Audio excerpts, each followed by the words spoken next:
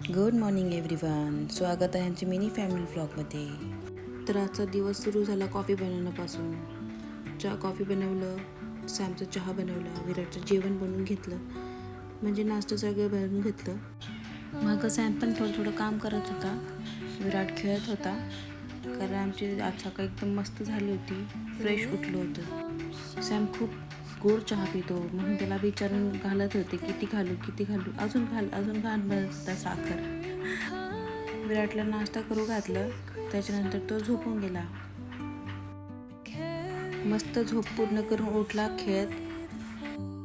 त्याच्यानंतर बाहेरसाठी निघालो संध्याकाळी थोडं बाहेर. मग खाली आमचे झोका आहे, मस्त इतकं मजा आली. असं वाटतं बास इथंच बसून राहावा, मस्त झू करत. आजकालची लाईफ इतकी पळत राहिले, काहीच कळना कसं दिवस निघतोय, कसं रात्री होतीये. असं शांत पडून राहावं असं वाटतं.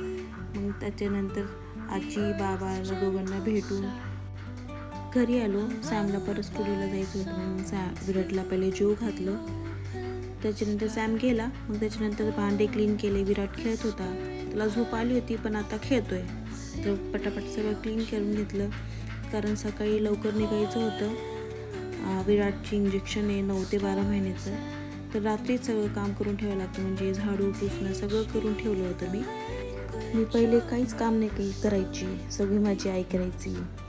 ती मला सांगायची लग्न झाल्यावर कर, पण लग्न झाल्यानंतर पण मला काहीच काम नव्हतं. माझी सासूकडं सगळे बाई होते, आणि आताही करू शकतो, पण सॅम सगळे कामाला हेल्प करतो.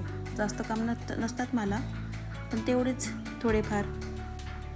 तर असं क्लीन मस्त केला किचन वट्टा. मग त्याच्यानंतर आजच्यासाठी एवढंच. Thanks for watching. माझे ब्लॉग आवडत असेल तर कमेंट आणि लाईक करा. Bye, good night.